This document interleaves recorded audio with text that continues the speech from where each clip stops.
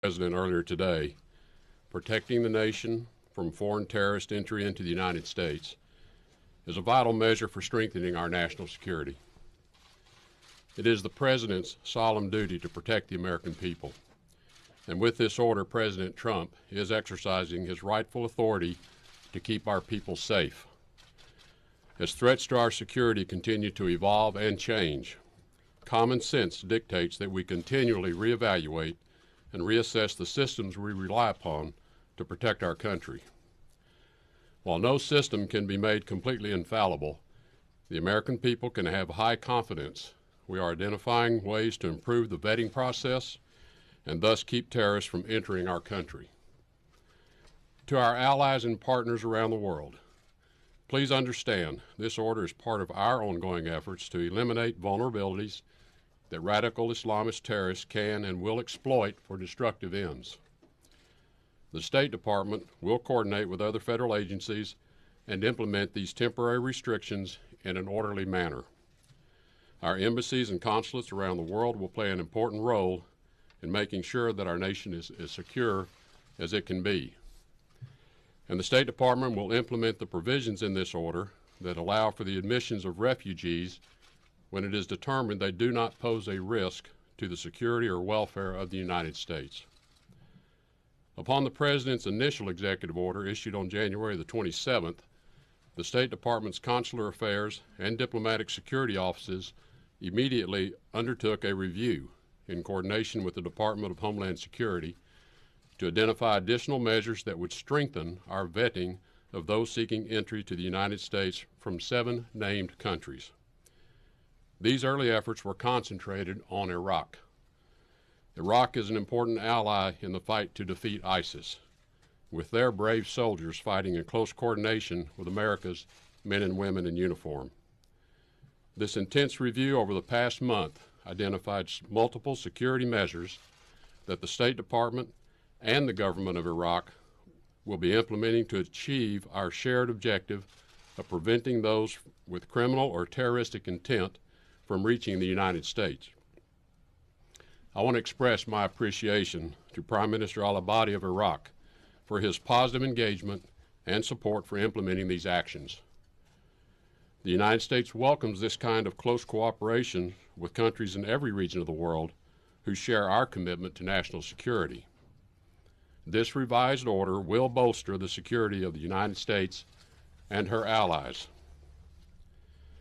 Now, we've spent the morning briefing the Congress, the press, and we will continue to talk with key stakeholders this afternoon. Experts from the Department of Homeland Security, the Department of Justice, and the State Department hosted an hour-long call with the media on this topic this morning. Our collective teams will continue throughout the day to follow up with the Congress, the media, and stakeholders to answer your questions. I'll now turn it to the Attorney General for his comments. Thank you, Mr. Secretary, and good morning to all of you. One of the Justice Department's top priorities is to protect the United States from threats to our national security. Therefore, I want to discuss 2 points. First, the national security basis of this order, and second, the Department of Justice's role in defending the lawful orders of the President of the United States. First, as President Trump noted in his address to Congress, the majority of people convicted in our courts for terrorism-related offenses since 9/11 came here from abroad. We also know that many people seeking to support or commit terrorist acts will try to enter through our refugee program. In fact, today more than 300 people, according to the FBI, who came here as refugees are under an FBI investigation today for potential terrorism-related activities. Like every nation, the United States has a right to control who enters our country and to keep out those who would do us harm. This executive order seeks to protect the American people as well as lawful immigrants by putting in place an enhanced screening and vetting process for visitors from 6 countries. 3 of these nations are state sponsors of terrorism. The other 3 have served as safe havens for terrorist countries countries where governments have lost control of their territory to terrorist groups like ISIL or Al-Qaeda and its affiliates. This increases the risk that people are admitted here from these countries may belong to terrorist groups or may have been radicalized by them. We cannot compromise our nation's security by allowing visitors entry when their own governments are unable or unwilling to provide the information we need to vet them responsibly, or when those governments actively support terrorism. This executive order responsibly provides a needed pause. We can carefully review how we scrutinize people coming here from these countries of concern. Second, the Department of Justice believes that this executive order, just as the first executive order, is a lawful and proper exercise of presidential authority. This Department of Justice will defend and enforce lawful orders of the President consistent with the core principles of our Constitution. The executive is empowered under the Constitution and by Congress to make national security judgments and to enforce our immigration policies in order to safeguard the American public. Terrorism is clearly a danger for America and our people.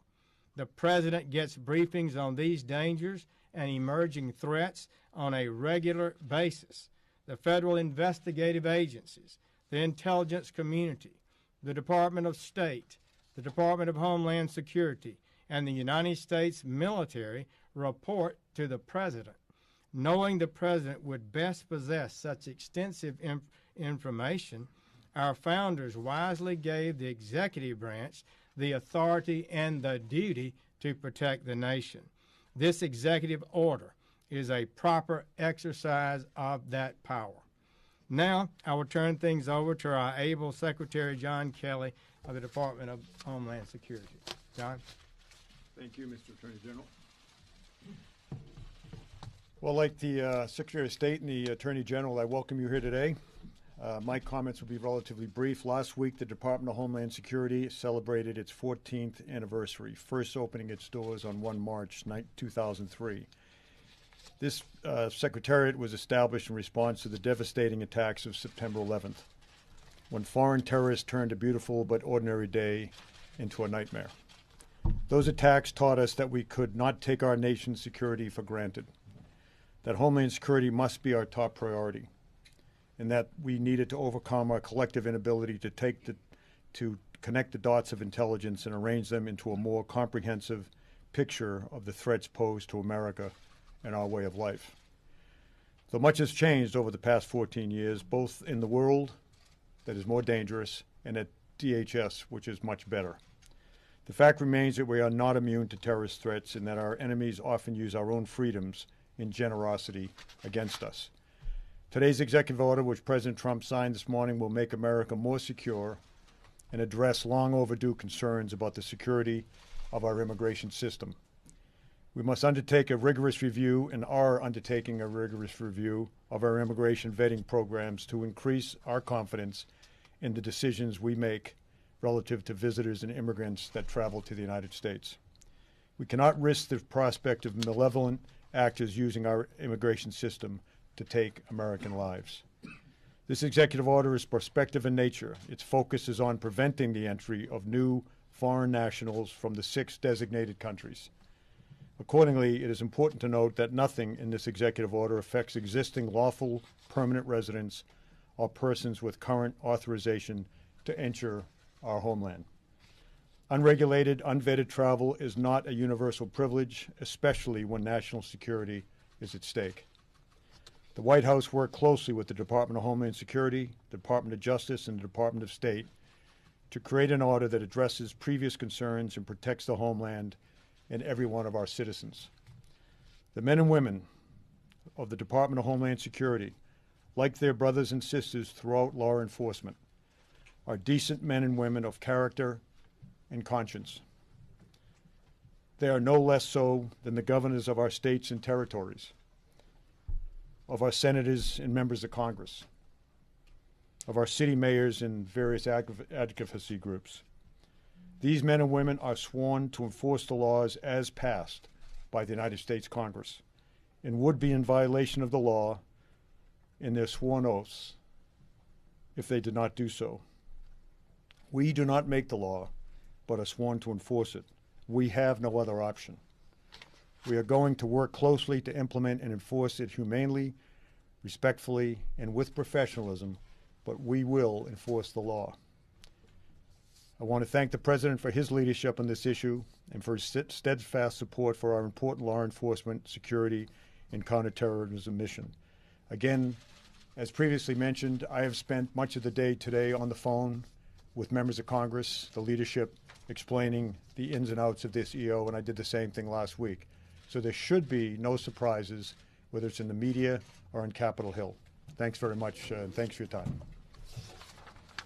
Is this an acknowledgement that the first order was flawed in many ways and not well thought Mr. through? Attorney General, have you spoken to FBI Director Comey today? Are Christians still given priority under this executive order for review? All right. There you have it.